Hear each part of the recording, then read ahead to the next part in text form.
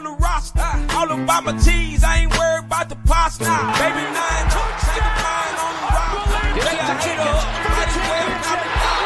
Fire like a chop, burn like a pistol. Screen spinning right, predicting like the weather. Serve in my cup, can't go without my medicine. So fresh, big bag of pepper. Where is my letterman? I'm balling on these suckers. You know the money talk, you can ask Chris Tucker. Welcome to the Side Action, episode 17 of season, I better check that, sorry everybody, episode 18 of season 8. My name is Jim Wegs, aka Wegs. You can follow me at Wegspool on X and on Instagram. Follow us at Side Action Pod on X and Side Action Podcast on Instagram. Follow us on TikTok, because you know I'm always ticking and talking. Dalton, esteemed colleague, not here today, so obviously a little scrambling here late on a Friday, as I was busy at a happy hour last night. You can follow him at Mr. Grumpy Gills on X and Dalton Cooper on Instagram. So what happened? This is a wild little week, of course, as always. And also feel free to join us on the live stream, since I'm actually doing it live for the first time in a while, since we're always on StreamYard these days. It's nice to get back to the roots of YouTube and YouTube Live. So yeah, last weekend, kind of wild wild Christmas weekend. We had first I saw my Uncle Dave at Old School Bar on the Northwest Side. Felt like I was amongst the Poles again, and my Polish brethren, all the guys in their like late 60s, early 70s. So felt right at home with those guys. And then went from there to karaoke at my buddies with the volleyball crew. Of course, I kicked it off with, Baby It's Cold Outside with Shauna Johnstone. So that was pretty fun. Then the next day, T-Box on Saturday. That was a crazy show. If you've ever been to T-Box, it's like the 12 bars of Christmas. And I didn't hit 12, I hit 3. But people are dressed up. I was in my Santa outfit, as you know, hey Santa. This time I had a Santa's little helper with me, so it wasn't as out there with the ladies jumping on my lap, but it was still a great time. Really cold in Chicago last weekend, so I had my thermals on underneath that Santa suit, which is safely in the closet again, hanging up. And then that night went to my buddy Johnny's for Spirits of the Season, which has been like 20 years in the making.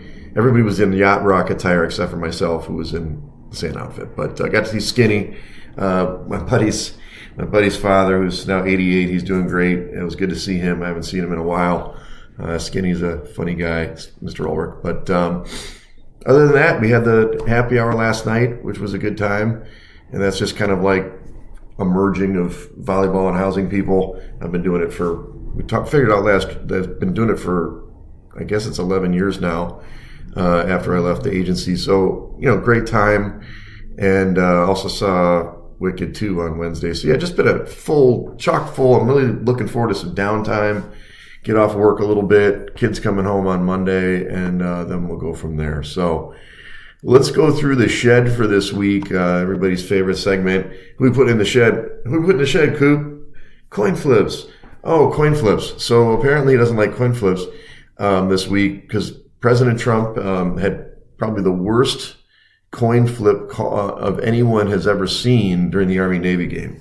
I didn't actually see it. I was busy at that moment at the T-Box thing, but I did hear about it. We know that our commander-in-chief is doing what he can out there to keep everybody stirred up, but he needs to practice those coin flips. He's got to do a little better, get a little action on there, not just dribble off the hand. So, yes, I see you there. Coin flips, get in there. It wasn't Trump's fault. I guess it was the coin itself.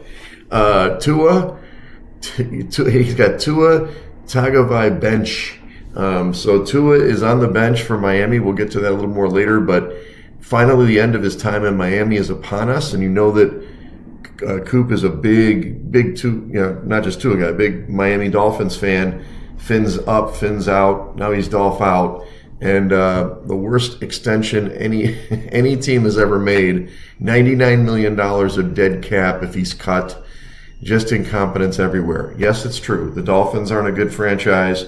Mike McDaniel did kind of keep the wheels on the wagon, so to speak, for a while. But now after that loss at Pittsburgh, it does appear it's the end of the Tua show down in South Beach. For myself, I have the Tampa Bay Buccaneers. This is a team that we've touted for several years in the podcast tough team. Baker early in the season with my MVP. This team, they can't hold a lead. And I don't know what to say. 14-point lead blown in this fourth quarter. They even had to get a third possession to do it. So Atlanta's down by 14 points. They go for 2.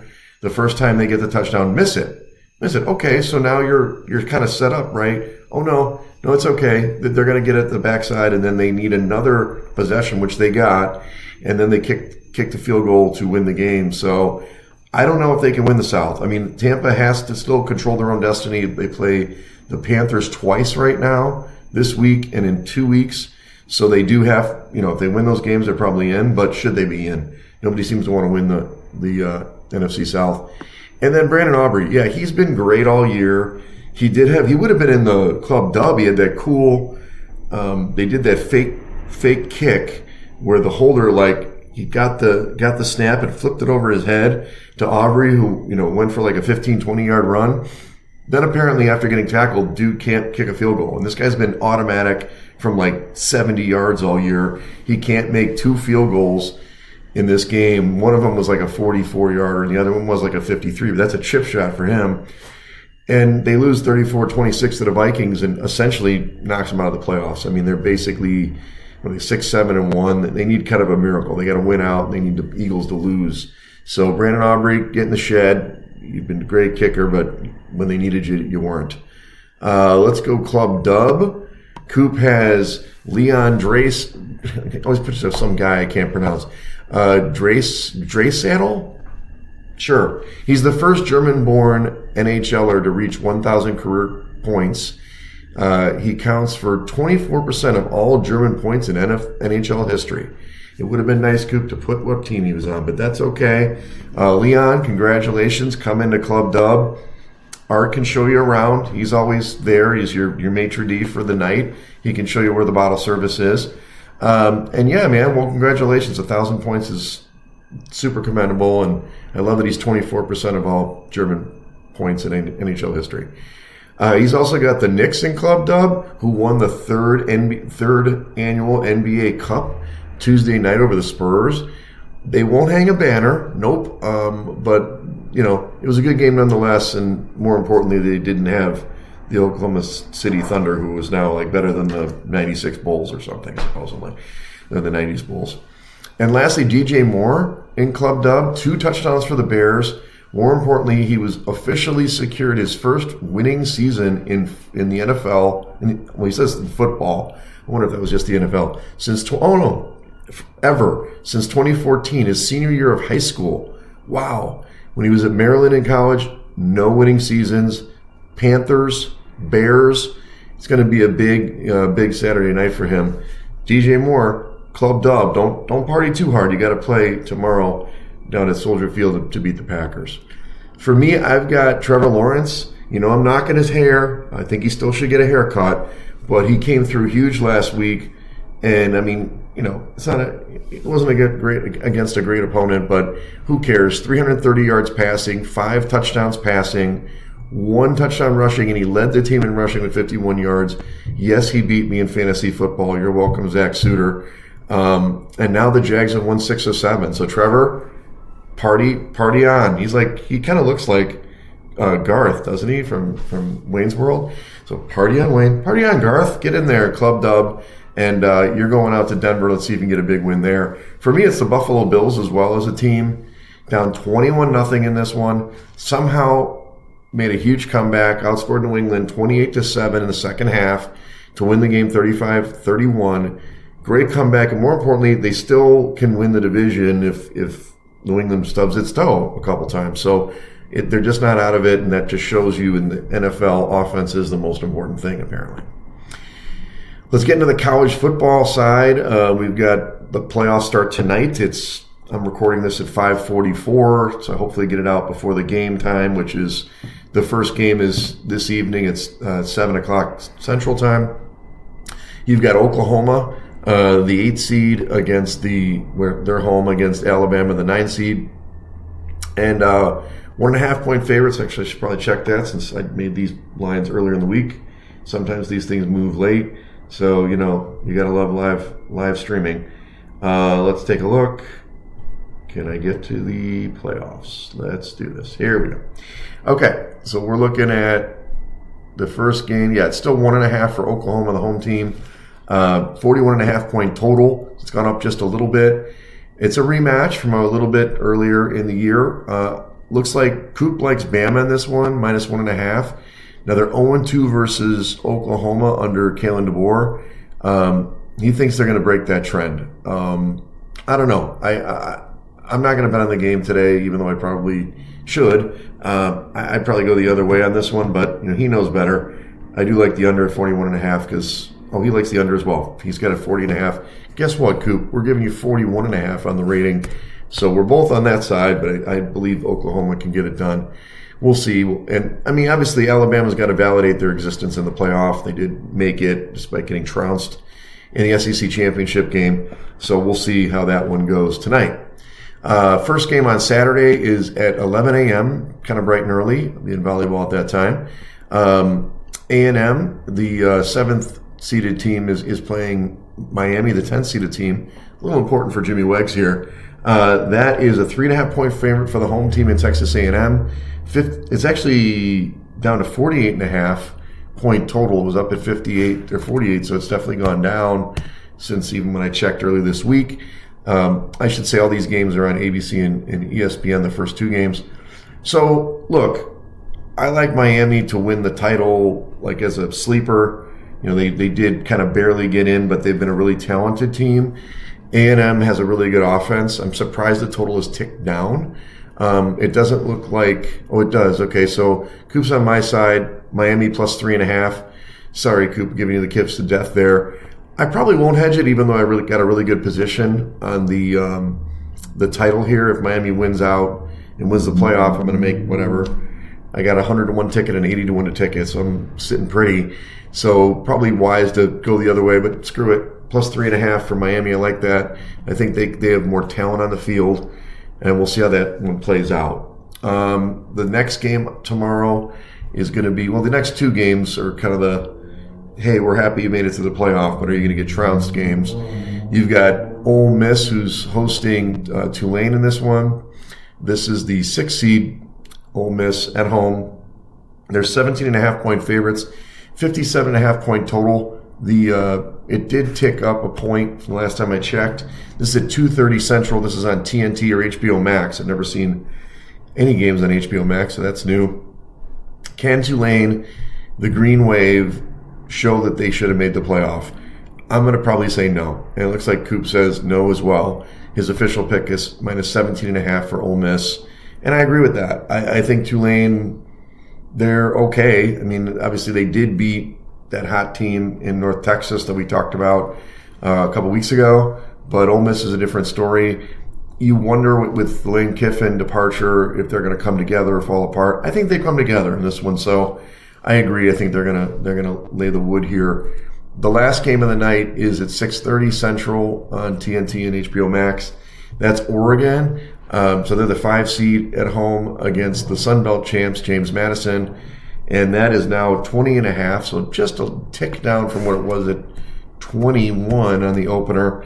It's down to 45.5, so it appears that people believe Oregon is going to basically shut out or shut down James Madison in this one. And I agree with that. I think last year Oregon kind of got embarrassed in the playoff game, weren't prepared. I don't think that's going to happen again for Dan Lanning's team. And as much as James Madison is, they had a pretty good season. They didn't play great last week. So Oregon -21 is Coop's last official play. So I'll go over his official plays again. Bama -1.5. The Bama Oklahoma under at 41.5. Miami plus 3.5 against Texas A&M. Ole Miss -17.5 against Tulane, and Oregon -21 against James Madison. So there you go, running through it. On the NFL side, when you look at Week 15, you had an even split between favorites and dogs. It's the first time in a while. The dogs have been coming through pretty hard lately. It's pretty much even on the season, which is nuts. Those books are too good. On the totals, though, it's still December over continuing. It was 9-7. As you recall, the week before was heavy to the over, which is kind of interesting. You're thinking, oh, it was cold and all that, but it's just, sometimes it's just, maybe defenses are tired and they're just lighting it up, pulling out everything into the playbook to score. So there'll be a lot of overs this week as well. From week 15, here are the highlight games that I'm going to talk about. We've got the Chiefs. They're done. It's one of those situations where a little sad, but kind of not. You want to see the end of an era, and even though Pat Mahomes is going to come back, he did tear his ACL in this one at the end of the game. But look, it's the first time we're going to see Kansas City out of the AFC title game in like 8 years. So it was a 7-year run that they did it. So he's out. That's great. Sorry that he's hurt. But the Chargers, they swept the season series with a 16-13 win. Good for the Chargers, and of course that puts them squarely in unless they fall apart too. Then you've got the Saints. This is a team that if they only played in the division, the NFC South, they'd probably win it. They're 3-2 in the division, which is the best record for any NFC South team in their own division, but they only have 4 wins this year. But this time they came back at home against the Carolina, and this was after Tampa lost. Like, Tampa looked like garbage in the fourth quarter, lose to Atlanta. Here's your chance, Panthers, to go into the Saints and basically win the division or control the division. Instead, they go and they blow the lead and lose the game outright, 20-17. I did have the money line, so I was happy with myself. But weird. But the Saints are playing a little frisky, especially late in the season.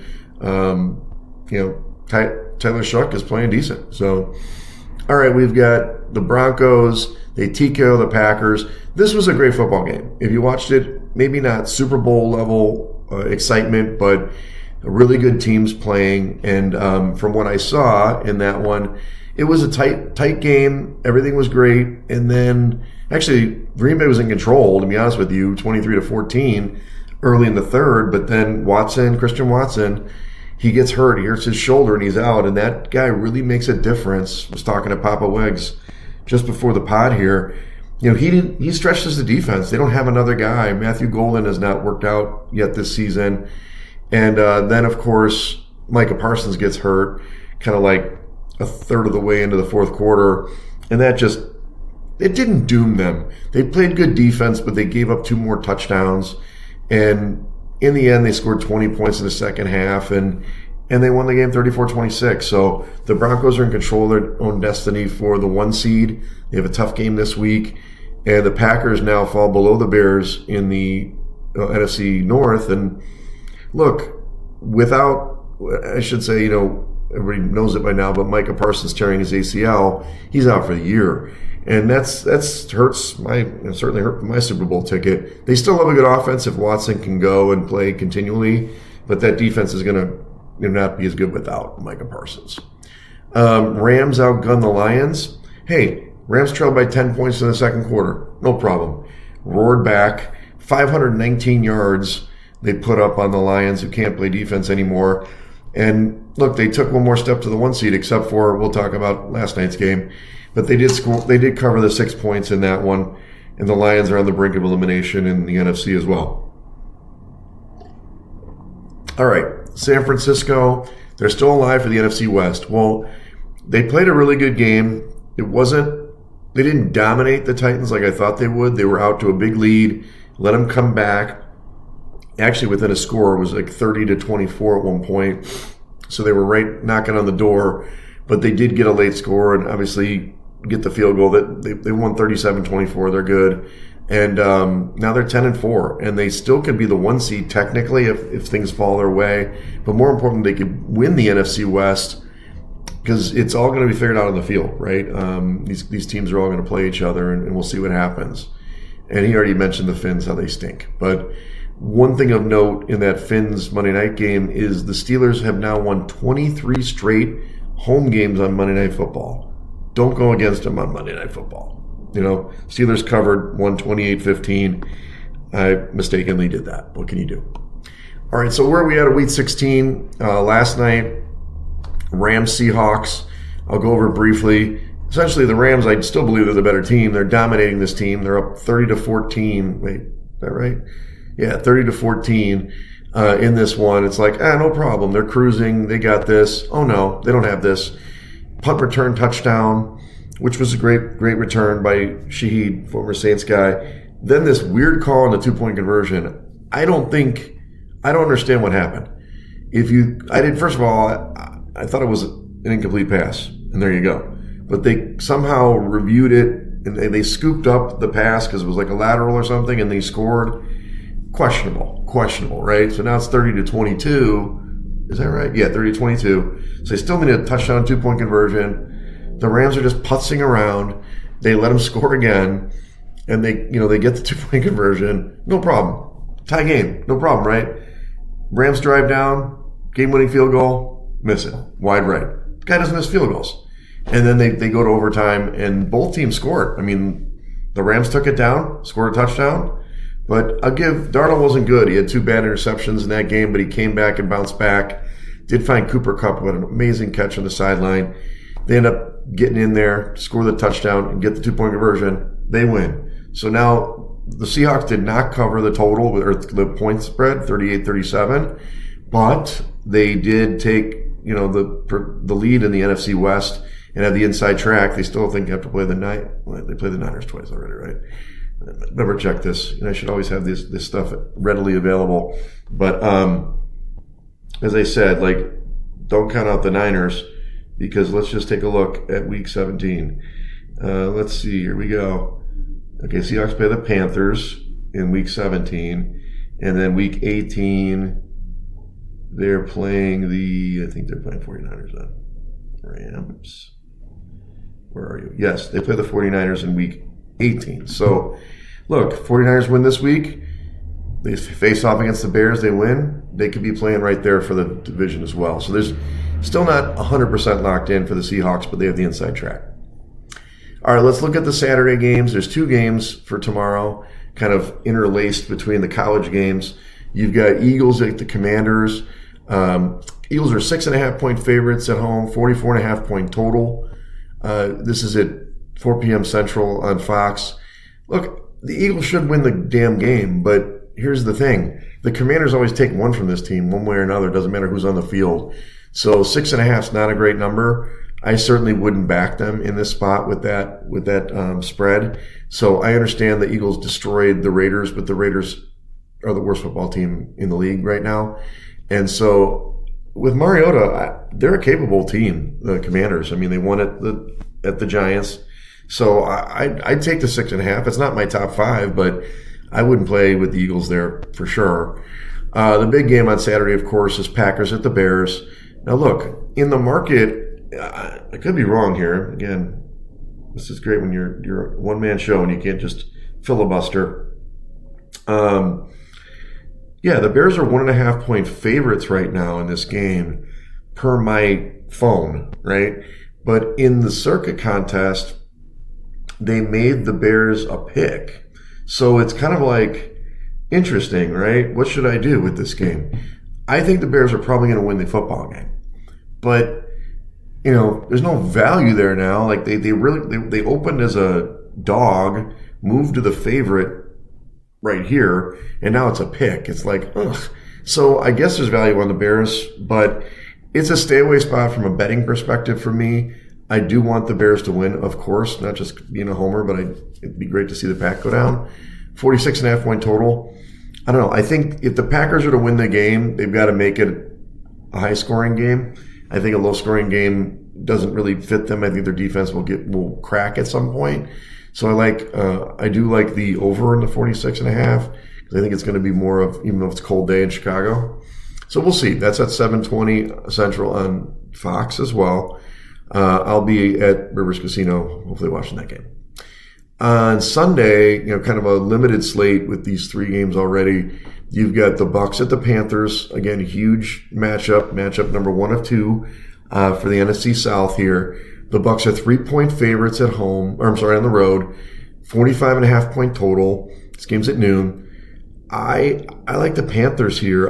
I don't know. The Bucs offense was much better with Evans last week against Atlanta, but their defense sucks. They just suck. And it's like Carolina didn't play a bad game against the Saints. The Saints are just they're a quality bad team now.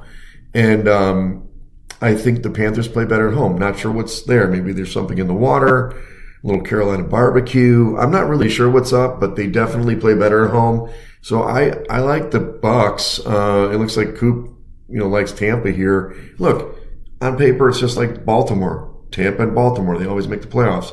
I don't know, man. So I think the Panthers win this game and the Bucks can still win the division because the Panthers go on the road to Seattle the next week, and that could be a tough one. All right, next game is Bills against the Browns. Bills are a healthy 10.5-point favorite, 41.5-point total, really low total. Look, this should be the Shador show. I mean, they were terrible playing the Bears in the cold, in Soldier Field, but they're at home. The Bills' defense is kind of porous. I wouldn't take the Bills laying the points, but I'm not backing the Browns either. I just think that total's way too low. 41.5 seems low. It's going to be a lot of points in that game. So I like the over in that one. Chargers at the Cowboys. Okay, Cowboys are favored here. 2.5-point favorites at home. 49.5-point total. Look, the Chargers defense is legit. They showed that against the Chiefs. Their offensive line is not good. So in Jerry's world, Cowboys are usually pretty good at home. I can't back them, though. I think that defense is too good for the Chargers. And the Cowboys, as good as they've been on offense, I don't know. Their defense it had like 2 good games, and now they've sucked. 30-point games. As bad as the Chargers are on the offensive line, I think that they're going to get their plays, both running the ball and striking downfield. So Chargers plus 2.5 if I had a gun to my head, but I'm not putting this in the top 5. I don't think the Cowboys are that good. All right, Jets at the Saints. The Saints are. This game killed me. It opened as like a 3-point favorite for the Saints at home, 3.5. It's all the way out to 5.5 for the contest. What does Derek Stevens have against me? I like the Saints now. So 40.5-point total at home. Jets are not good. I'm still keeping them in the top 5, but I'm doing it, crossing my fingers because that's a big number for a bad team to lay. So I'm sure Action, when we talk on Saturday, he will talk me out of this pick. But to me, the Saints are playing good football. The Jets are not. Pretty straightforward. On a neutral field, is it 3.5? Probably not. It's probably a 1 or 2 point game neutral, so it's more like a 3 to 4 point spread here for the Saints. But I'll stick with them. I think they're going to roll this team. They're actually going to be one of my Survivor lead pipe lock picks for this pool I do. I wouldn't be surprised if they're not. Besides, obviously, we'll get the Texans to the Texans later. They're going to be a sneaky Survivor pick for some people, I think, this week. Vikings at the Giants. The Vikings are 3-point favorites on the road, 43.5-point total.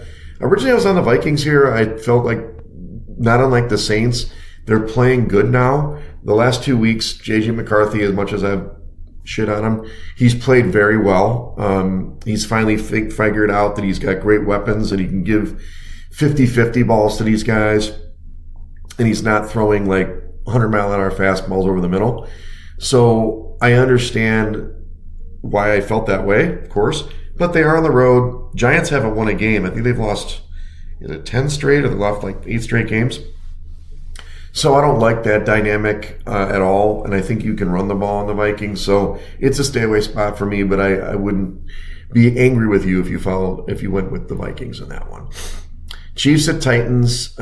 Titans are now a 3.5-point favorite at home. Is that right? In circa.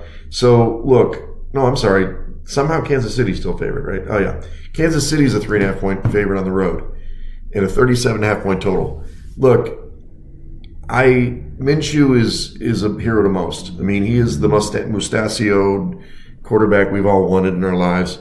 But the Chiefs they're done. They have nothing to play for. There's no Mahomes. Maybe the guys are going to play for pride, or maybe they're going to play for bonuses or something. The Titans, I mean, they actually have been playing kind of frisky, especially in the second halves of games. So I don't know. I think this is Titans all the way, plus 3.5. I don't really see. I'm not saying they should be favored because the Chiefs defense, if it plays to its full potential, they should be able to cover, they should be able to slow down this Titans team. But Simmons is a hell of a player for the Titans, and that offensive line for the Chiefs has been bad. I like the money line here. I'll take Titans in the contest plus 3.5 all day. Bengals at the Fins. Bengals are 4.5-point favorites, 47.5-point total. As Coop mentioned, or I mentioned for him, Tua's out. You've got Clint Ewers in there. That's how you say it, Ewers. I don't know. I mean, Ewers he's an athletic guy. He can run. He's got a live arm. I don't think he's as accurate as Tua is. The Bengals have really nothing to play for, too. 4.5 points on the road in Miami.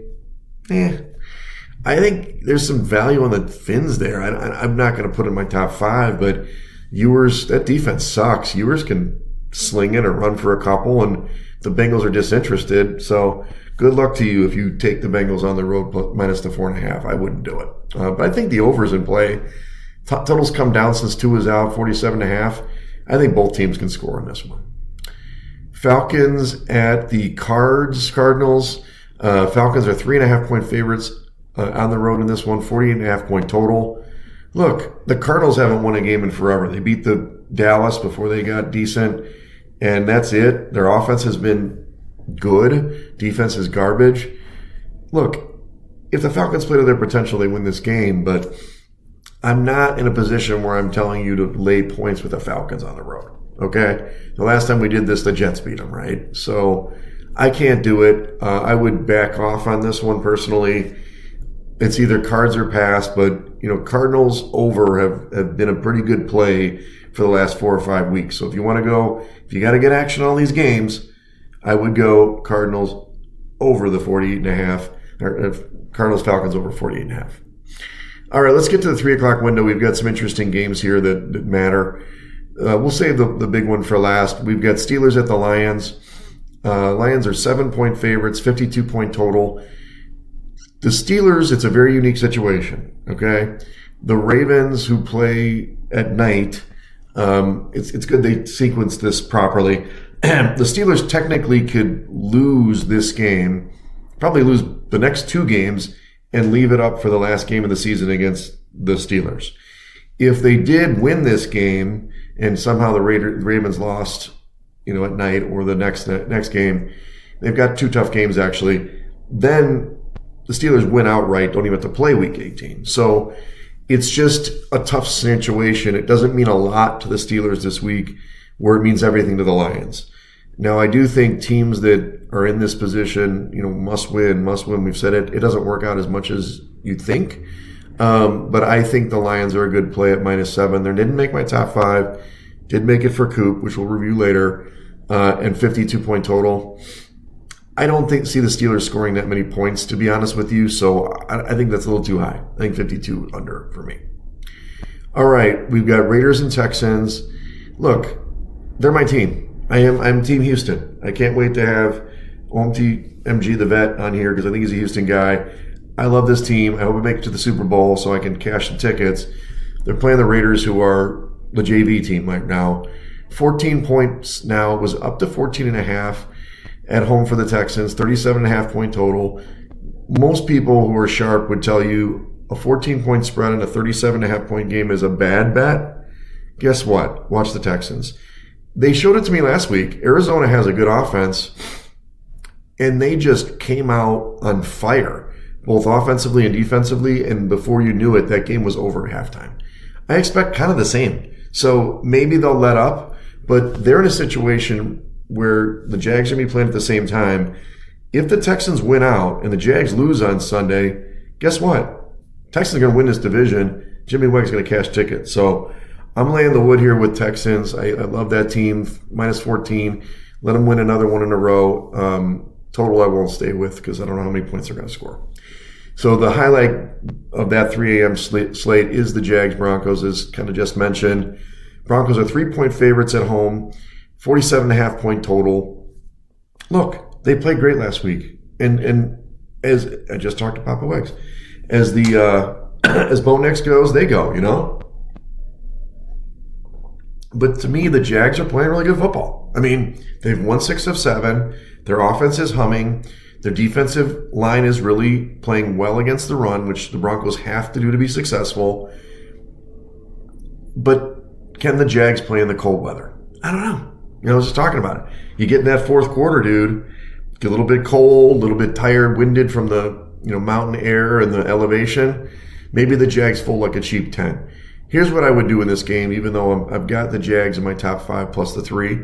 I would take the Jags first half, whether it's your spread or money line. I think they're going to be in the lead early in this game, and the Broncos come back, kind of like they did against the Packers and against a lot of teams, Giants and so on. So I'd be a little reticent. This is definitely a better in-game play than it is a pre-flop game. I would probably wait till, if you're a Broncos backer, wait till they get down a score and then jump in at a better number. Or if they're down at halftime, get the money line. So I think the Broncos probably win this football game. I think 3's too rich. These teams are very even to me. So I'll say Broncos win it, but I would take the plus 3, but I told you what to do. Take the Jags first half. All right. Sunday Night Football, we've got Patriots at the Ravens. Another great matchup here. They did a really good job of the schedule this week. Ravens -3 at home, 48.5 point total at 7:20 Eastern. From Central, I mean. Okay, man. Do you believe in the Ravens? I don't. I just don't. I don't believe in this team at all. So if you're telling me that the Ravens are back because they beat the Bengals, 24-0 last week, watch the game. The Bengals were in the red zone like 2 or 3 times, turned the ball over. I don't think the Ravens are that good of a football team. The Patriots did blow a huge lead at home against the Bills, but that's the Bills. So I don't know. I really think the Patriots are going to win this football game. I had them in the top 5, did pull them out. Now I have a different top 5 for this week, but they're very close. I think the Patriots plus 3, I like them, and I think they're motivated. They still want to take the 1 seed. They will know, I guess, if the Broncos win, maybe they, take a pass, but they still want to win the division and host a playoff game, right? And the Bills are going to beat the Browns, so they got to stay a step ahead. So I don't know. I just think that the Ravens, as much as them, even if they lose this game, Steelers probably lose. It's just going to come down to Week 18 who's going to make it in that division anyway. All right, Monday Night Football, we've got the 49ers at the Colts. 49ers are a 6-point favorite on the road, 46.5 point total. 49ers are playing good. Told you that. I hate Brock Purdy. I don't hate him. I think he was so pumped up a couple of years ago, MVP, blah, blah, blah. But he's come back and he's played really well. I mean, Mac Jones played great when he was in there. Now you've got Purdy playing well. The offense is humming. Defense isn't great, but the Colts are compromised. They'll play at home. This is kind of their last straw, too. We didn't talk about the Rivers game. Old man Rivers got out there and he pumped his fist. He said, "Dadgummit," and all that because he doesn't swear. His 7th kid. He's got a grandkid now. Look, he played commendable. They played well against Seattle. Should have beat them. Didn't. Lost on a last-second field goal. Do they have one more in them? Maybe. So I can see Colts, plus the 6, but they're not going to win this football game. So San Francisco can see they're going to have everybody in front of them. They're going to know. They know that the Rams just lost. They still got a shot at the division. They're going to play motivated football. I don't know if 6 is a lot of points. So it's not one of my top picks. It'll be a fun one to watch and, probably a good in-game play of the Colts. I think it's going to be an under game, and that's what Coop says too. Let's go over Coop's top 5 for this week. He likes Tampa -3, so we're a little opposite there. He likes Detroit -7, like that. Unfortunately, we've got to switch this because the Bears will put it as a pick for the contest, even though they're a favorite. He likes the Bears. He likes the Jets +5.5, and I need to ask him about that. So we're opposite a couple times here. Maybe the Jets are going to play good with that guy. I can't remember a quarterback. He likes the Baltimore New England under at 48, which I guess I'll give him an extra half point, 48.5. And he likes the San Francisco Colts game under 46.5. So he's going opposite the Decembover. He wants Decembunder. Anyway, my 5 this week for sides are Houston -14. Like, I don't have the hook anymore. I like New Orleans -5, opposite him in Jets. Carolina +3, opposite him with Tampa. I like the Jags +3. Going to be a tough game, but I told you I'd approach that. And I like the Titans +3.5. I money line on that one, so maybe that's a little higher than I thought. All right, let's talk about circa Nobody got knocked out. Simple. 10 left. There's going to be no chop, supposedly. We'll see how it works out this week. There's plenty of options this week. I think it's going to come down to the Christmas week where you have 2 picks, Christmas Day and then on the weekend to get this field down to probably like 3 or 4 in the end, maybe 5. So implied value 1.871 million still. In the Circa Millions contest, the leader is at 70.67%, a little lower than past years, 53 and 22. To get in the top 100, you have to be 60%, which it sucks because that's a normal level for this. Last 2 years, it's been 63 and 64%, so that was ticking up. So we sucked this year, but that's because it was a tough year, obviously. We went 2 and 3 again. We're just over 40% with just 3 weeks to go. So here's what's going on tonight. The guys are blowing up the phone. Where are you? What's going on? We'll see if I go out tonight. Probably will. Got to keep this hoarse voice going. Tomorrow, I don't think she listens, but a buddy of mine's having a birthday party for his wife at Rivers. Oh, I get to go to Rivers? Oh, okay, sure. I'll watch the Bears game and go roll some craps. So that's what I'll be doing tomorrow night. And we'll play volleyball tomorrow morning. And then Sunday, no real plans yet. We'll see about the games. Daughter comes home on Monday. We'll decorate the tree right here. Beautiful tree. Fraser fir. And then we got Christmas. So we probably won't record until Christmas is on Thursday, right? Let's see. You should know this. We'll probably record on the 26th, I'm imagine. I don't know if he'll be back from Miami or not, but we'll figure that out. So hopefully everybody enjoys a happy and healthy Christmas. If you do celebrate, if you celebrate Hanukkah, it's going on. Happy Hanukkah, Kwanzaa, whatever you celebrate. Enjoy yourselves. Be safe out there. And check us out again at Side Action Pod on X and Side Action Podcast on Instagram. Follow me at Wegspool on X and on Instagram. Don't forget my TikTok. I'll put one up probably tomorrow morning. Love you guys and have a wonderful weekend and a great holiday. Thank you. That's a wrap for this episode of the Side Action Podcast. We appreciate all of your listens and thank you for joining us. We'll see you all again next week. Side Action Podcast, its owners and associates take no responsibility for the opinions or statements made by the show hosts or guests. Statements or show topics are not necessarily the beliefs of this podcast, and opinions of the show hosts and guests may conflict. Individuals following the advice given on the podcast accept their own risk of loss, as the Side Action Podcast, its owners, hosts, associates, or guests will not guarantee any advice given.